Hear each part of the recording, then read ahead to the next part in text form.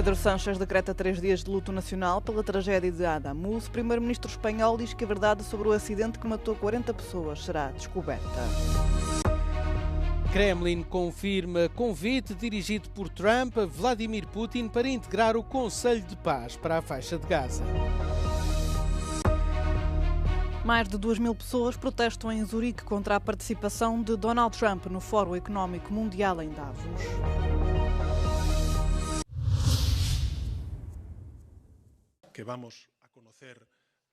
No dia que declarou 3 dias de luto nacional, o primeiro-ministro espanhol Pedro Sánchez prometeu descobrir a verdade sobre o acidente ferroviário que matou 40 pessoas. Um dia após o trágico acidente, domingo, Sánchez, acompanhado pelo ministro dos Transportes Óscar Puente, visitou o local do acidente em Adamus, Córdoba, e reuniu-se com as autoridades e responsáveis regionais.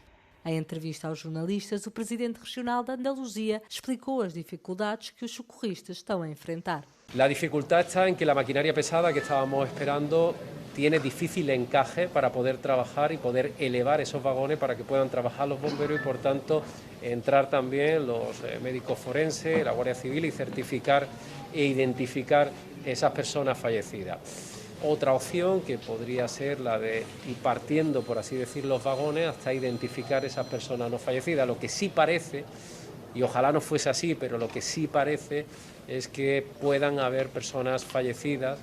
Numa imagem gráfica a simular o acidente, percebe-se como a parte traseira de um dos comboios, numa via que tinha sido renovada em maio de 2025, descarrilou e colidiu com outro comboio que vinha em sentido contrário.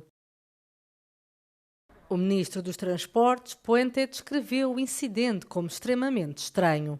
De acordo com fontes oficiais, estão 48 pessoas hospitalizadas, incluindo 5 crianças, e o número de mortos pode ainda aumentar. O presidente russo Vladimir Putin terá sido convidado a integrar o Conselho de Paz para Gaza, criado pelo presidente norte-americano Donald Trump, anunciou o Kremlin esta segunda-feira.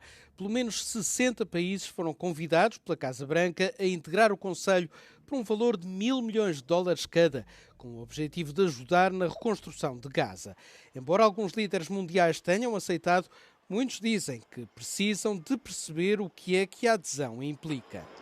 Да, действительно, президент Путин также получил по дипломатическим каналам приглашение войти в этот состав Совета мира.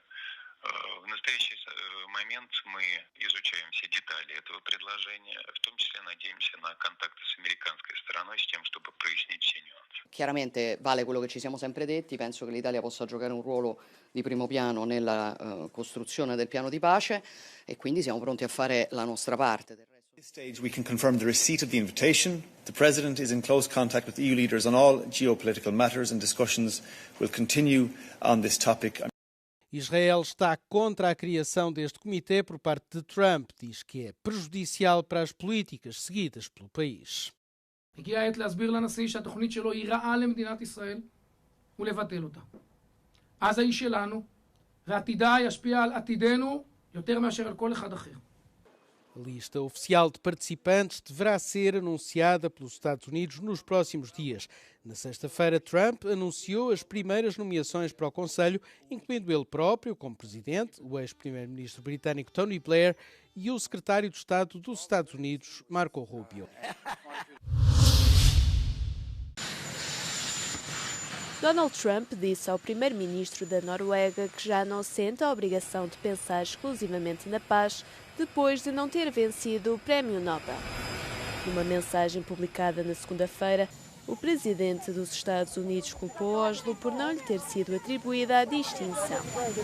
Isto apesar de, segundo alegou, ter já conseguido acabar com 8 guerras. A veracidade da mensagem foi confirmada pelo próprio primeiro-ministro norueguês a vários meios noticiosos. O presidente dos Estados Unidos tem vindo a cobiçar frequentemente o Prémio Nobel da Paz, um galardão que é atribuído pelo Comitê Nobel norueguês e não pelo governo. Mas, na semana passada, a líder da oposição venezuelana, Maria Corina Machado, ofereceu-lhe a sua medalha do Prémio Nobel quando visitou a Casa Branca. Antes do encontro, o Instituto Nobel, enquanto promotor do galardão, afirmou que este não pode ser retirado, transferido ou partilhado depois de anunciado. Trump tem vindo a auto-intitular-se Presidente da Paz devido ao seu alegado contributo para fazer cessar situações de conflito.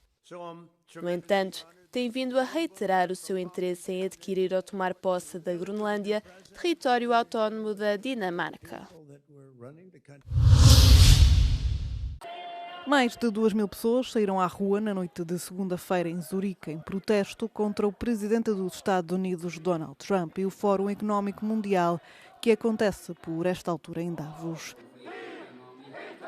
Os manifestantes contestaram o que chamam de uma reunião de oligarcas, gritando que Trump não é bem-vindo ao país. A marcha ficou marcada por alguns momentos de tensão com a polícia. Foram lançados foguetes e bombas de fumo pelos manifestantes durante o protesto, com a polícia a responder com canhões de água, gás lacrimogéneo e balas de borracha para dispersar a multidão. Apesar do aparato, não foram registados feridos. Além de Zurique, foram também registados protestos em Davos. No domingo, manifestantes mobilizaram-se para criticar a posição de Donald Trump sobre a Groenlândia e a concentração de riqueza nas mãos das elites globais.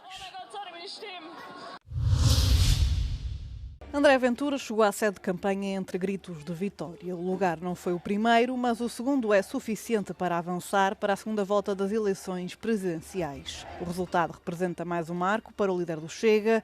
Depois de ser votado como segunda força política no Parlamento, o líder nacionalista alcança um segundo lugar histórico na primeira volta das presidenciais, obtendo 23,5% dos votos. Contra ele terá António José Seguro, o grande vencedor da primeira volta. O candidato apoiado pelo Partido Socialista obteve 31% dos votos. A vitória representa o melhor resultado de um candidato socialista desde Jorge Sampaio, em 2001. Para trás ficaram João Coutinho Figueiredo, Almirante Gouveia Melo e Luís Marques Mendes. O candidato apoiado pelo PSD foi um dos grandes derrotados. Quinto classificado, com apenas 11% dos votos, alcançou o pior resultado de sempre de um candidato apoiado pelos sociais-democratas. Derrotada sai também a esquerda, com os candidatos apoiados pelo Bloco de Esquerda, PCP e Livre a não representarem 5% dos votos. 40 anos depois, Portugal volta a ter uma segunda volta, com a eleição a disputar-se no próximo dia 8 de fevereiro. O vencedor irá substituir Marcelo Rebelo de Sousa em Belém após 10 anos no cargo. Conhecidos os resultados das eleições de domingo, António José Seguro, apoiado pelo Partido Socialista, e André Ventura, apoiado pelo Chega, vão disputar a segunda volta das presidenciais a 8 de fevereiro. O candidato socialista já conta com o apoio expresso dos candidatos do Bloco de Esquerda, PCP e Livre, que saíram derrotados na noite eleitoral de domingo. Mas se a esquerda se uniu em torno de Seguro, à direita o voto em Ventura fica na mão de cada um, sem apelos de Marques Mendes, apoiado pelos sociais-democratas, ou Coutinho Figueiredo, apoiado pelos liberais, a qualquer um dos candidatos. Nem mesmo o primeiro-ministro Luís Montenegro quis tomar uma posição, afirmando que o espaço político do PSD não estará representado na segunda volta. Se Ventura tentará ao máximo explorar o espaço não socialista, Seguro terá de reforçar a sua base eleitoral com uma esquerda em queda livre que não representa sequer 5% dos votos. Joana Marão Carvalho para a Euronews em Lisboa. Os curdos que se queixam de perseguição na Síria estão entre os maiores grupos de imigrantes na Alemanha. São mais de 1 milhão em solo germânico. O principal representante desta comunidade no país chama ditador ao presidente sírio. Diz que Al-Shara deve estar preso e não em Berlim para visitas de Estado. Innerhalb von Syrien sind jetzt wieder 150.000 kurdische Zivilisten auf der Flucht. An unterschiedlichen Minderheitsgruppen gab es seit der Machtübernahme Massaker. Die sind alle dokumentiert von unterschiedlichen Menschenrechtsvereinen und Gruppen.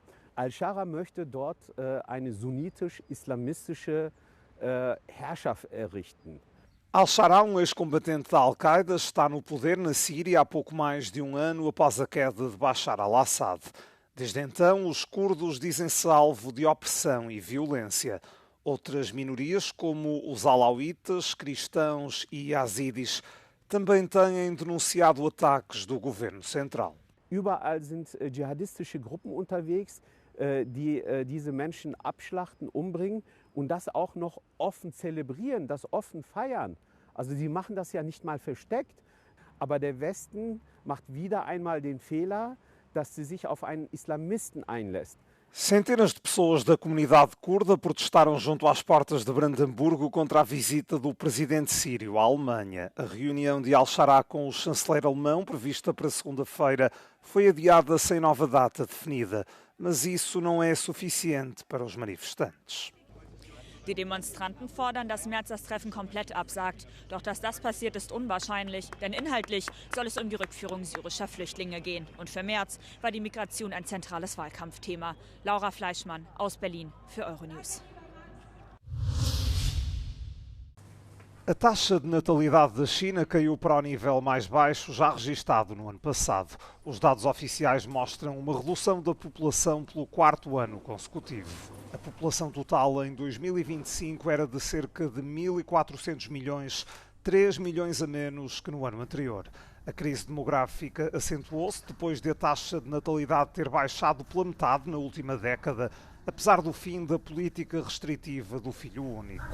As taxas de casamento estão também num nível historicamente baixo. Muitos casais jovens chineses adiam a decisão de ter filhos devido aos altos custos financeiros e às preocupações com a carreira profissional. O governo tentou inverter esta tendência com subsídios para creches, jardins de infância públicos gratuitos e o aumento de impostos sobre contraceptivos.